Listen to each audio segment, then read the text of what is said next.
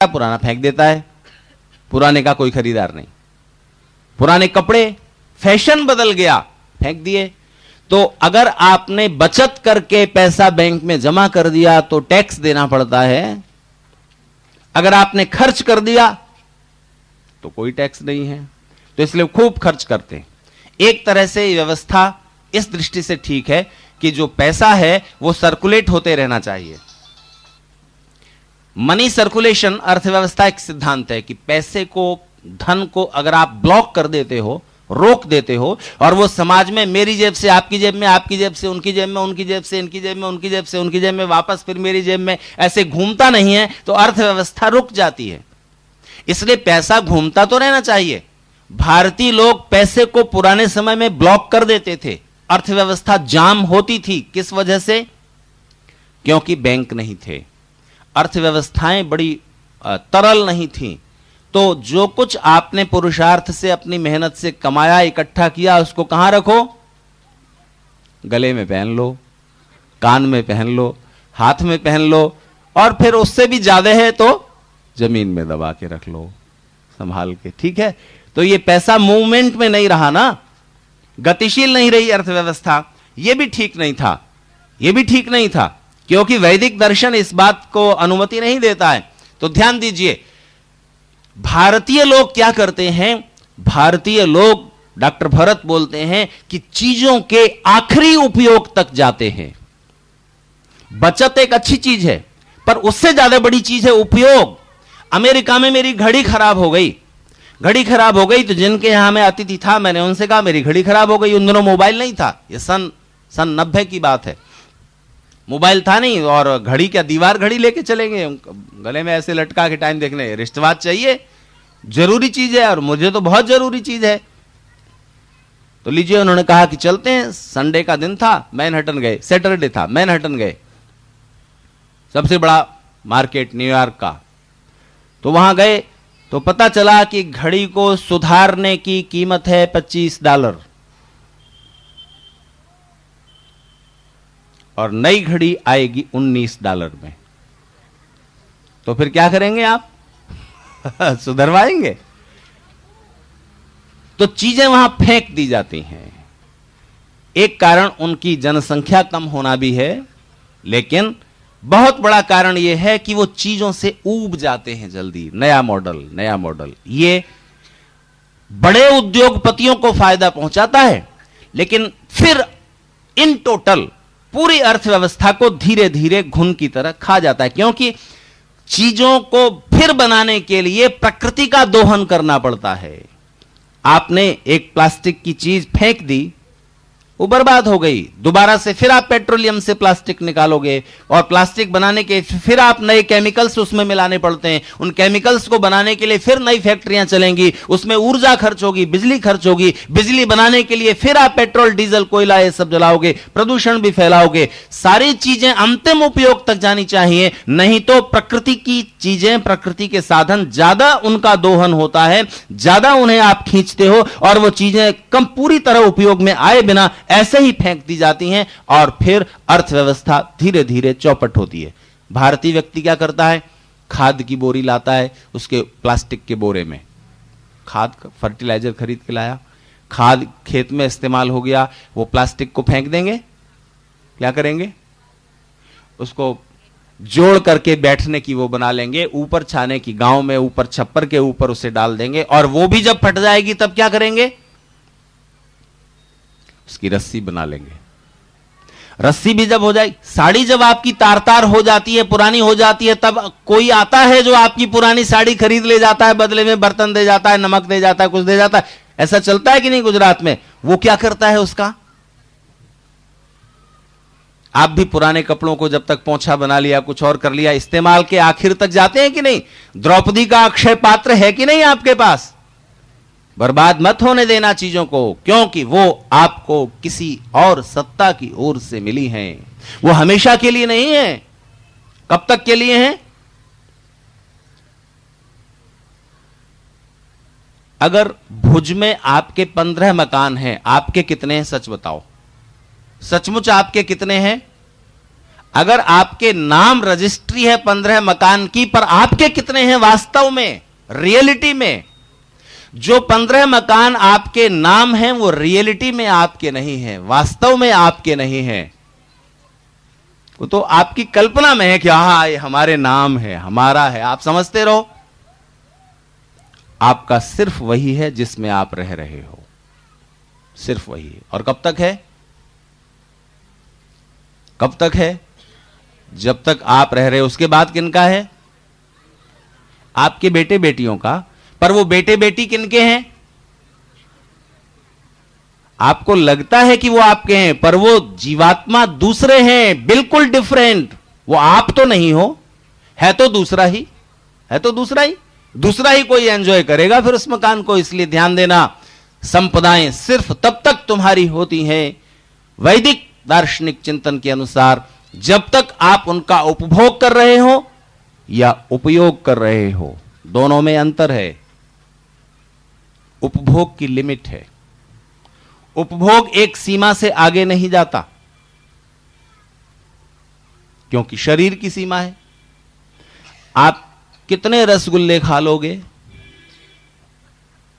कितनी मिठाई खा लोगे, कितनी रोटियां खा लोगे, स्वादिष्ट चीजें कितनी आप खा सकेंगे, उसकी एक सीमा है ना पेट की।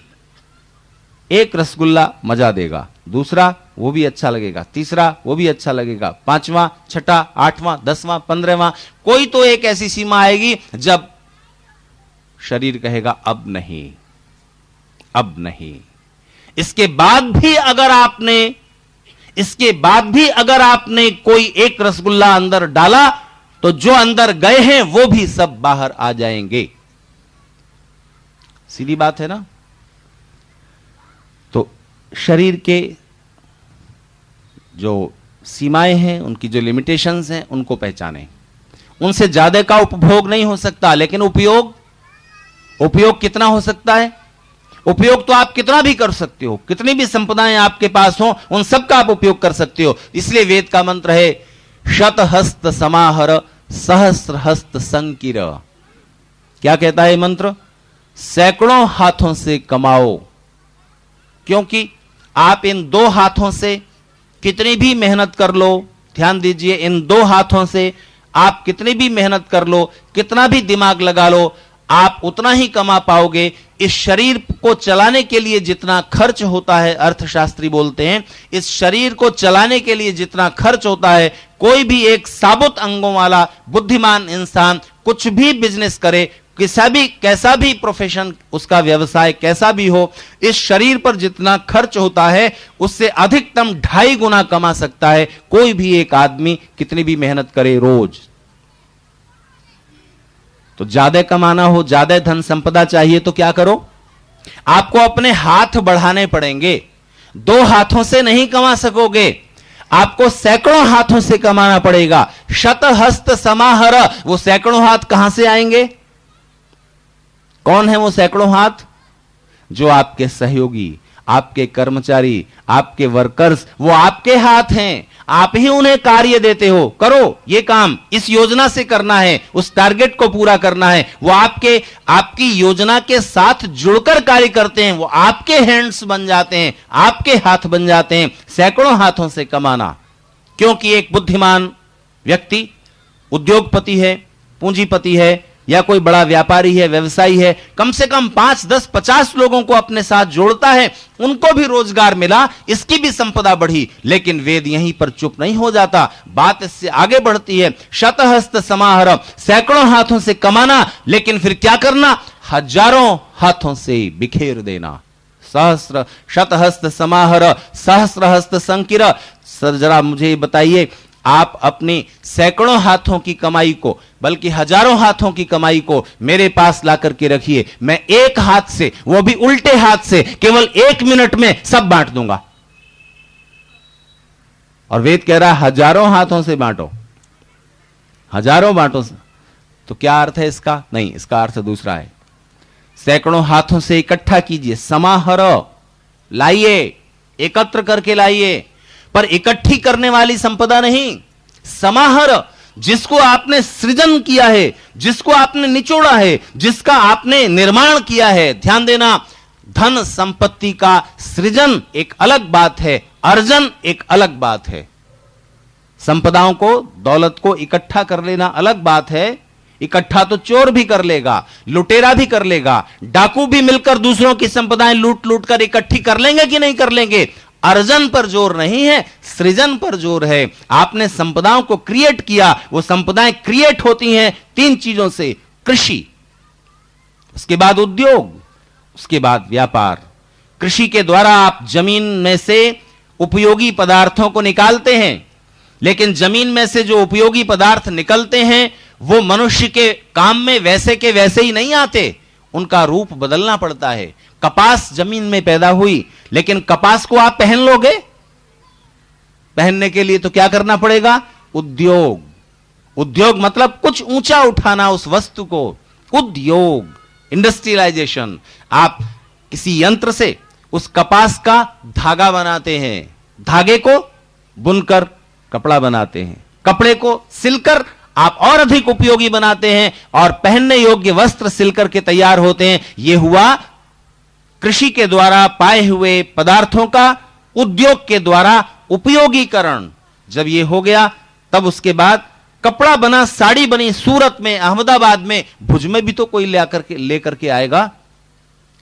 अंगूर पैदा हुआ नासिक में, कोई भुज में भी तो अंगूर खाने वाले बैठे हैं ना। केला पैदा हुआ महाराष्ट्र में, कुछ यहां भी आना चाहिए ना। और हींग पैदा हुई अफगानिस्तान में, दाल में छौंक लगाने के लिए आपको भी तो चाहिए ना। वो काम कौन करेगा? दुनिया में उधर पैदा हुई चीज को यहां पैदा हुई चीज को वहां पहुंचाने का काम जो कर रहे हैं वो व्यापारी, व्यवसायी लोग। इन 3 स्तंभों के आधार पर अर्थव्यवस्था चलती है। ध्यान दीजिए, पदार्थ जो आपको सैकड़ों हाथों से प्राप्त किए हैं, आपने अर्जित किए हैं, सृजित किए हैं, उन पदार्थों का उपयोग सैकड़ों तरीकों से करना। एक कपास के फूल से, कपास जो एक उपकरण है, एक पदार्थ है, उससे कितनी तरह के वस्त्र बनेंगे, कितनी तरह के वस्त्र बनेंगे और कितने बनेंगे। इसलिए संपदाओं का इन्वेस्टमेंट, री इन्वेस्टमेंट और तरह तरह से उनका उपयोग और उपभोग और तरह तरह से वो संपदाएं और उपयोग में आती जाएं। अपने काम में नहीं आ सकती तो दूसरे के काम में लाइए। ऐसे ही मत बांट दीजिए। उनका इन्वेस्ट करके उनसे नई एक फैक्ट्री अगर आपके पास आज है, दूसरी फिर लगाइए अगर संपदाएं बढ़ गई हैं तो, ताकि और 50 लोगों को रोजगार मिलेगा। इस तरह से संपदाएं बढ़ती जाएं, उपयोग में बदल करके, तो सैकड़ों हाथों से कमाना और हजारों तरीकों से उसको उपयोग में लाना। सहस्र हस्त संकीर, बिखेर देना अर्थ नहीं है, बांट देना अर्थ नहीं है। यूं ही फ्री में बांट देना पाप है। उपयोग में लाइए उस आदमी को। अगर आप किसी व्यक्ति को अनाज देते हैं भीख में, कभी कभी के लिए जो बिल्कुल असहाय हैंडीकैप्ड लोग हैं उनके लिए बात अलग है, वरना आप यूं ही किसी का सहयोग करें तो ठीक नहीं है। उसको ऐसा सहयोग दीजिए कि वो अपने पैरों पर खड़ा हो सके और समाज के लिए उपयोगी मनुष्य बन सके। तो सारी संपदाओं का उपयोग तो आपने समझ लिया। अभी प्रिय जय कुमार जी आपसे कुछ बड़ी मूल्यवान बातें कह रहे थे। संसार के पदार्थ परमेश्वर ने आपके लिए बनाए हैं, इनका उपभोग करो, लेकिन त्याग के साथ करो। अच्छा, त्याग करोगे किसका जब आपके पास कुछ है ही नहीं? तो पहले तो आपको अर्जित करना पड़ेगा ना। संपदाएं आपके पास हों तब तो आप उसका त्याग करोगे। लेकिन सीधी बात यह है कि जैसे ही आप किसी चीज को उपभोग में लाने पर लगते हो, वैसे ही आपको उसे त्यागने के लिए तैयार होना पड़ता है। उपयोग में आते ही वो चीज, उसका क्षय शुरू हो जाता है, क्षरण शुरू हो जाता है। अगर आप हमेशा किसी साड़ी को संभाल कर रखे रहो तो क्या होगा? एक दिन तो खराब होगी ही, लेकिन अगर रोज पहनो तो क्या होगा? तो जल्दी घिस जाएगी। ठीक है ना? तो फिर क्या करें? संभाल के ही रख दें। तो कभी मैंने शायद आपको ये बात सुनाई हो, अशोक सिंघल जो विश्व हिंदू परिषद के अध्यक्ष हैं, उनके भाई हैं भारतेंदु प्रकाश सिंघल। भारतेंदु प्रकाश सिंघल उत्तर प्रदेश के इंस्पेक्टर जनरल ऑफ पुलिस थे। और उनका जन्म कब हुआ था? वो इस वक्त लगभग 80 साल के हैं, भारतेंदु प्रकाश सिंघल। तो अंग्रेजों के जमाने में वो पैदा हुए थे। देश को आजाद हुए भी 60 साल हुए ना, 60-61। तो वो अंग्रेजों के जमाने में पैदा हुए थे, बच्चे थे। तो जब छुट्टियां हो जाती थी, भारतेंदु प्रकाश सिंघल ने एक किताब लिखी, उसमें अपने संस्मरण लिखे, बड़ी रोचक बात उन्होंने लिखी कि जब छुट्टियां हो जाती थी स्कूल में तो उनको बड़ी खुशी होती थी। एक तो इस बात की खुशी कि छुट्टी हो गई, सब बच्चों को छुट्टी बड़ी अच्छी लगती है, छुट्टी हो गई। दूसरी खुशी इस बात की कि छुट्टियों में मां उनको, सब बच्चों को लेकर के नानी के घर जाती थी, तो डबल खुशी, नानी के घर जाएंगे, नानी नाना बहुत प्यार करेंगे, तो प्यार मिलेगा, दुलार मिलेगा, बढ़िया अच्छे अच्छे सब मौज मस्ती होगी और छुट्टियां वहां खुशी से बीतेंगी। एक बार क्या हुआ कि पता चला बच्चों को कि नाना जी ने कार खरीदी है, तो इस बार की छुट्टियों का मजा 3 गुना हो गया। एक तो छुट्टी का मजा, दूसरे नाना नानी के यहां जा रहे हैं ये मजा, तीसरा यह कि कार में सैर करेंगे। ये तब की बात है जब किसी शहर में 1, 2 या 3 कारें होती थी और कार मंगाई जाती थी विदेश से, पानी के जहाज पर लद के आती थी। तो उस जमाने में कार की कीमत कितनी थी? 19,000 रुपए। 19,000 रुपए, ठीक है, आज के 19 लाख कह लो। फोर्ड मोटर कंपनी की कार उन्होंने मंगाई, तो बच्चे बड़े खुश थे। ट्रेन से उतरे, घोड़ा गाड़ी में बैठे, नाना जी के घर पर जब तांगा पहुंच गया, घोड़ा गाड़ी पहुंच गई, तो सब बच्चे उछल करके गेट पर आए, नाना जी की विशाल कोठी।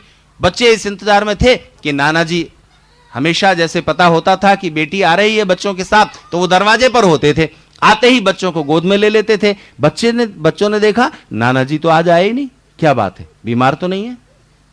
नानी तो है। नानी आई, बच्चों को दुलार किया, प्यार किया। बच्चों ने पूछा नाना जी कहां हैं? तो पता चला नाना जी गैराज में हैं, जहां गाड़ी खड़ी हुई है।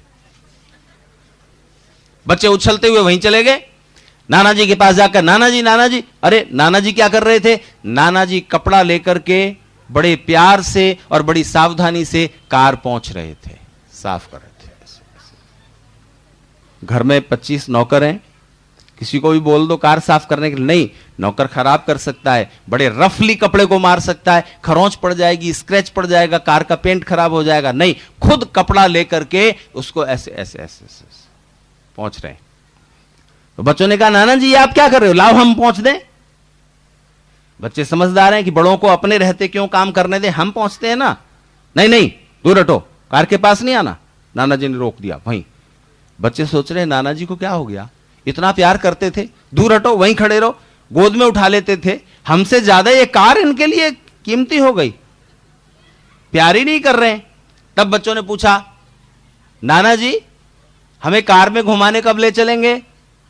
तब फिर बच्चों का ध्यान गया कि कार जो थी उसमें पहिए नहीं थे, पहिए निकालकर एक के ऊपर एक 4 यूं रख दिए गए थे और 4 लकड़ी की चौकियों पर, मजबूत चौकियों पर कार को विराज दिया गया था। कार विराजी हुई है 4 चौकियों पर और पहिए एक तरफ रखे हुए हैं और नाना जी उसको साफ कर रहे हैं। तो बच्चों ने पूछा नाना जी हमें कार में घुमाने कब ले चलेंगे, सैर कराने कब ले चलेंगे? नाना जी ने गंभीरता से कहा हश, 19,000 की कार में सैर करते हैं?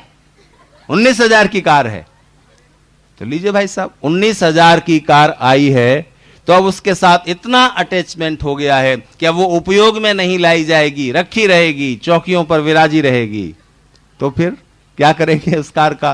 तो वेद ने कहा वो लोग अंधकार में प्रवेश करते हैं जो ये सोचते हैं कि ये चीजें हमेशा बनी रहेंगी।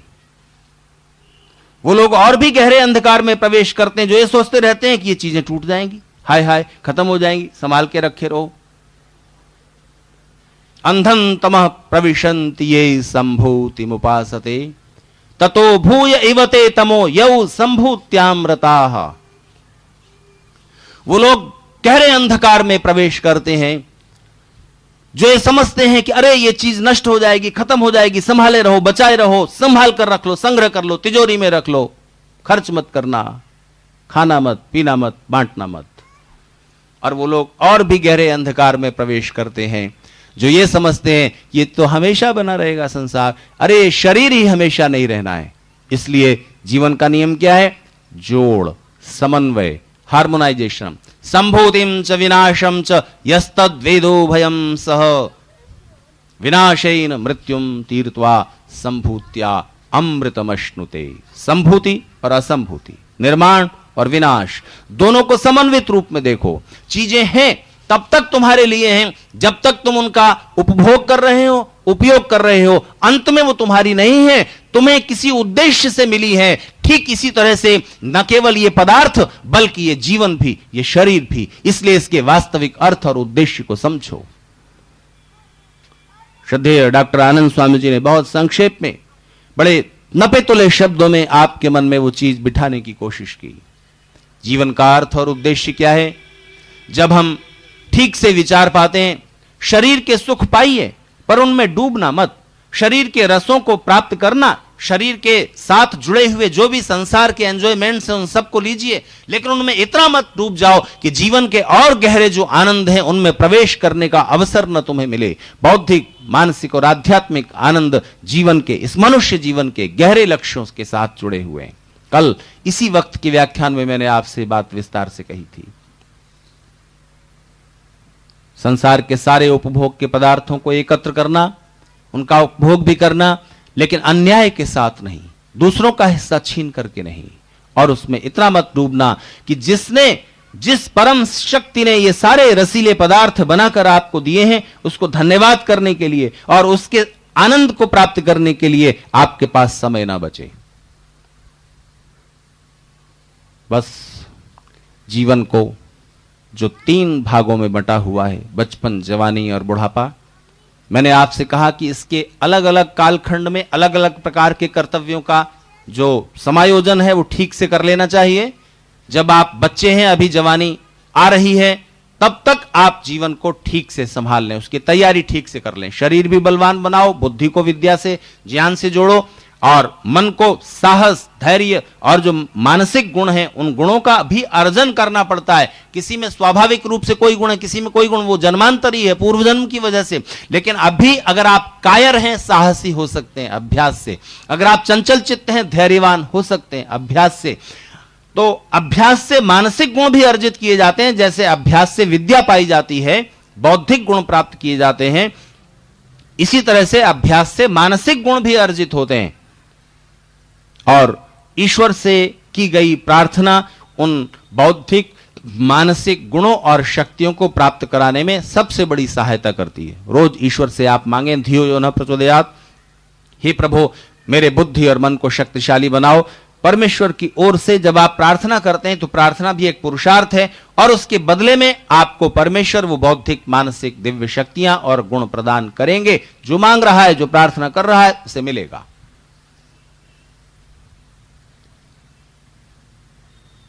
ओ हेनरी नाम का एक अमेरिकन कथा लेखक है। उसने एक बड़ी रोचक, मार्मिक कहानी लिखी है कि कुछ मित्र जंगल में घूमने के लिए प्रोग्राम बनाकर साइबेरिया की तरफ निकले। रूस की बात है। साइबेरिया में माइनस से नीचे 10, 15, 20 डिग्री टेम्परेचर पहुंच जाता है। इतनी सर्दी जिसमें आप मुंह से थूको तो चटक जाए, जम जाए, वो सर्दी होती है।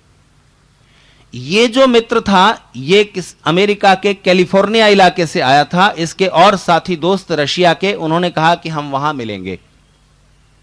जंगल में ये रास्ता भूल गया और अपने साथियों से बिछड़ गया। चलता जा रहा है, चलता जा रहा है, सोच रहा है कि मैं इस जंगल से बाहर निकलूं और किसी तरह अपने साथियों से जा मिलूं। इसके साथियों ने कहा था कि एक जैकेट मजबूत जिसके अंदर स्पंज भरी हुई है वो पहन लेना, ऊपर ओवरकोट ले लेना, कानों पर ढकने के लिए कैप ले लेना, हाथों के लिए ग्लव्स ले लेना, पैरों में अंदर एक नहीं 2-3 इनर पहनना और मोजे भी 2-3 जोड़ी चढ़ाना और मजबूत बर्फ पर चलने वाले जूते पहनना। तब आना उधर से, इसे अलग शहर से आना था, इसको ये लेकर के नहीं आया। तो मित्रों ने अपना प्रोग्राम बदला और कहा कि अब हम आगे नहीं बढ़ेंगे, जहां ठंड और ज्यादा बढ़ती जाती है, और यहीं से वापस चलते हैं। उसी दौरान कुछ ऐसा हुआ कि ये न जाने कैसे रास्ता भटक गया। अब सुनिए आगे की बात। शाम होने लगी और बर्फ गिरने लगी। बर्फ गिरने लगी और फिर बर्फ गिरने के बाद जब ठंडी हवा चलने लगी, तब इसे पता चला कि ठंड क्या होती है। ठीक ऐसे ही जैसे मुंबई में रहने वाला कोई आदमी चला जाए जनवरी के महीने में दिल्ली, ऐसे एक आदमी को मैं मिला हूं। मैं मुंबई एयरपोर्ट पर बैठा हुआ था, जनवरी का महीना, नागपुर से दिल्ली जाने वाली फ्लाइट कैंसिल हो गई थी कोहरे की वजह से, तो और पहुंचना मुझे जरूरी था। तो मैं पहले नागपुर से मुंबई की फ्लाइट लेके मुंबई आया और वहां से दोपहर में उड़ने वाली फ्लाइट में मैंने बुकिंग कराई दिल्ली जाने के लिए।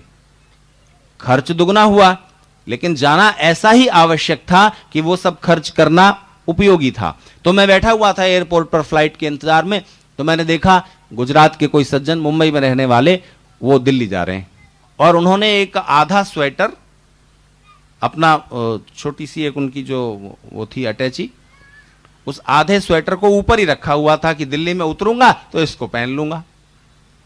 मैंने उनसे कहा कि इस हाफ स्वेटर से क्या होगा? बोले सर्दी रुकेगी। मैंने कहा इससे तो कुछ पता ही नहीं चलेगा। बोले इससे भी ज्यादा होती है, और इससे ज्यादा क्या होती होगी? मैंने कहा ये तो वहीं जाके पता चलेगा, इससे ज्यादा क्या होती है सर्दी। पता नहीं आप लोग उधर नॉर्थ में गए हैं कि नहीं कभी। यहाँ सर्दी तो वैसे भुज में भी पड़ती है, मुंबई से तो काफी पड़ती है। तो वो सर्दी, साइबेरिया की सर्दी, जिसमें कि मैंने सच कहा आपसे, थूको तो बाहर ऐसे बर्फ बन जाएगा। और ऐसा ही हुआ। जब वो आगे बढ़ा और उसने थूका, चट की आवाज हुई। उसने कहा ये क्या हुआ?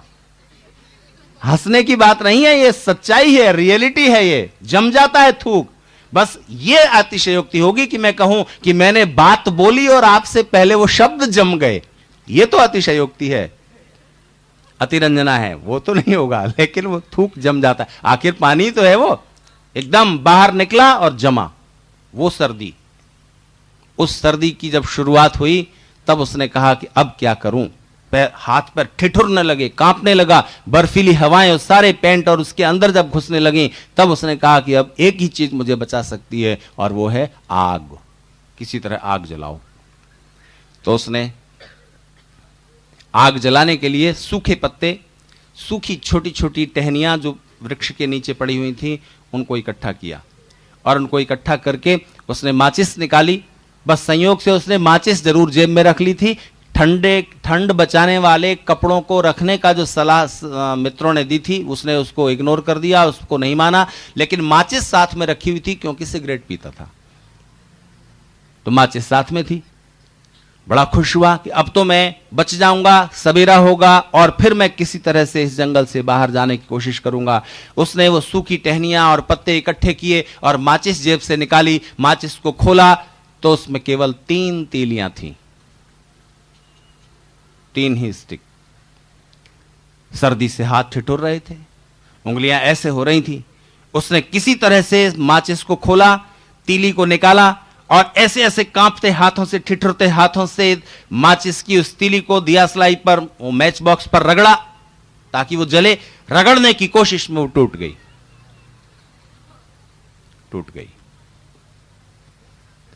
उसने कहा कोई बात नहीं, अभी 2 तीली और हैं। उसने दूसरी तीली निकाली। दूसरी तीली को उसने बड़ी, क्योंकि हाथ ठिठुर रहे हैं, बड़ी भयंकर सर्दी है, ठिठुरे हाथों से उसने दूसरी तीली को ऐसे उठाया, ऐसे निकाला और मैच बॉक्स पर रगड़ने की ऐसी कोशिश की, क्योंकि हाथ तो ऐसे हो रहे हैं, जकड़ से रहे हैं, बिल्कुल सुन्न हो रहे हैं। उसने कोशिश की और दूसरी तीली को उसने रगड़ा और वो जल गई। खुश हुआ, पर अफसोस वो तीली सूखे पत्तों पर नहीं पहुंच सकी, छूट गई हाथ से और बाहर जमीन पर गिर गई, बुझ गई। अब ये सिर्फ आखिरी तीली है हाथ में। प्राणों का पूरा बल लगाकर, मन की पूरी ताकत लगाकर, क्योंकि अब इस तीली पर ही जीवन निर्भर है। अगर इससे सूखे पत्तों में आग नहीं लग सकी तो रात ठिठुरते हुए सर्दी में ही खत्म हो जाएगा जीवन, मृत्यु हो जाएगी।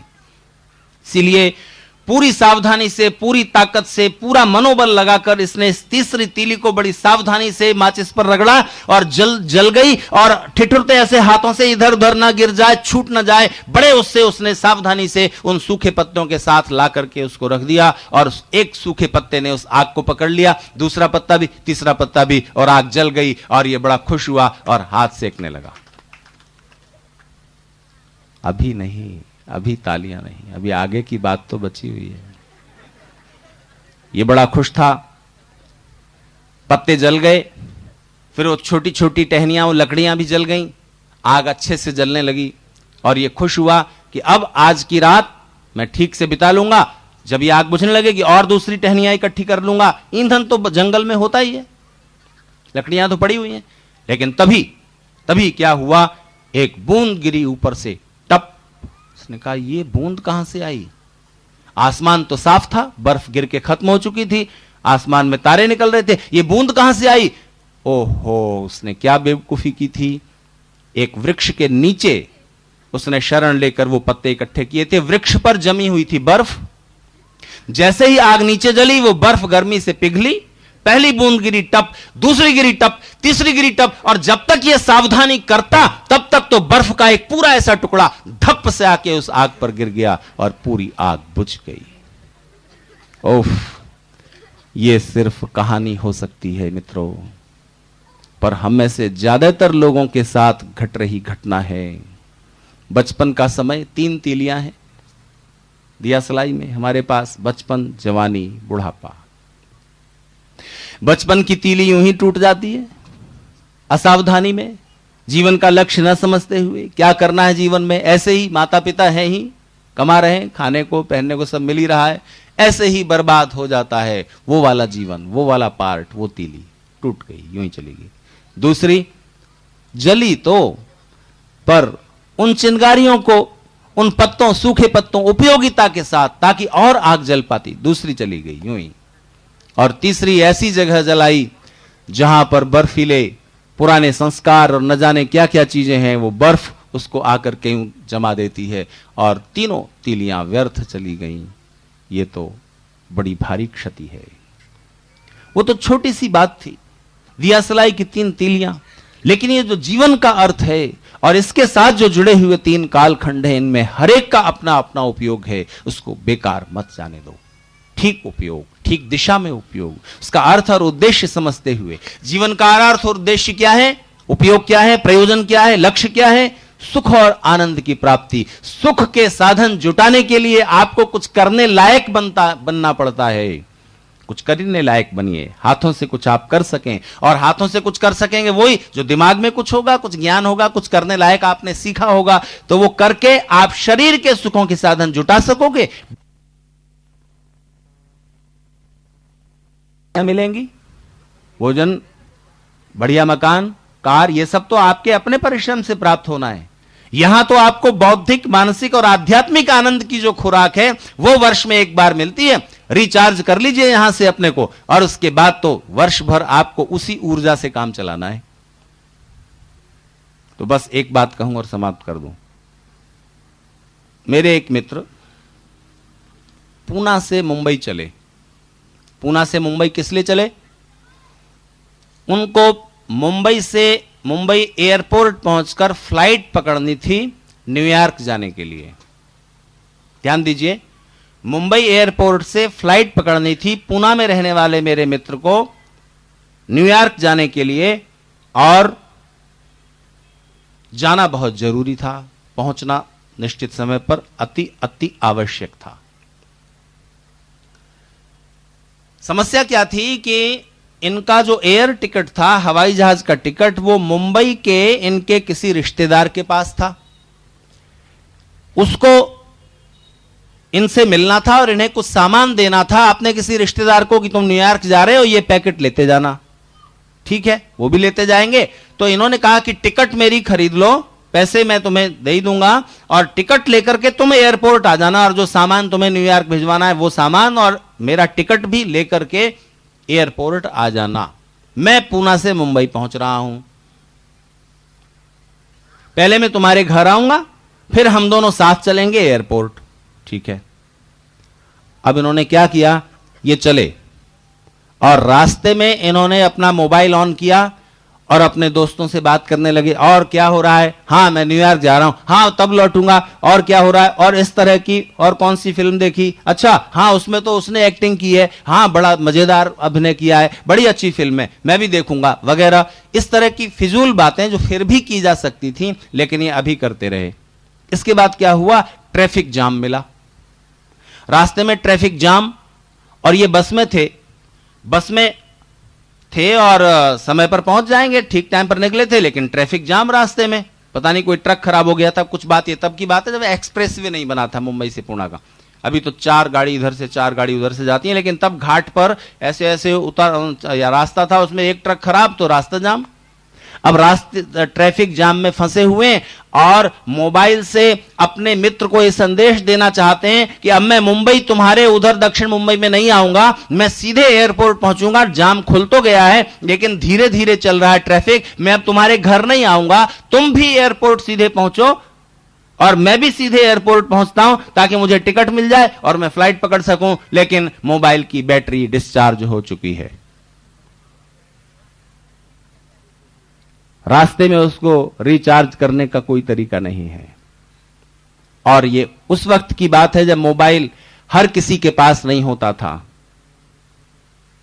बस में संयोग की बात, किसी और के पास मोबाइल नहीं, वो अपने मित्र को संदेश नहीं दे सके, फ्लाइट छूट गई, क्योंकि अब मित्र तो इंतजार कर रहा है कि ये मेरे घर आएंगे तब यहां से चलेंगे। अब वो इनको फोन लगाना चाह रहा है तो इनका मोबाइल डिस्चार्ज है। कहां चली गई बैटरी? फिजूल की बातों में जो बाद में हो सकती थी, और उन बातों में बैटरी को खराब करके डिस्चार्ज करके अब जब जरूरी संदेश का समय आया उसके लिए इतना सा भी उसमें शक्ति ऊर्जा नहीं बची है। तो बस पहले तो जीवन की ऊर्जा को बेकार की बातों में बहा देते हैं, हम फेंकते रहते हैं यूं ही यूजलेस चीजों में, और उसके बाद फिर सोचते हैं कि अब सारे उपयोगी काम अभी कर लिए जाएं। नहीं, ऐसे नहीं चलेगा। इसलिए समय पर सावधान होने की जरूरत है।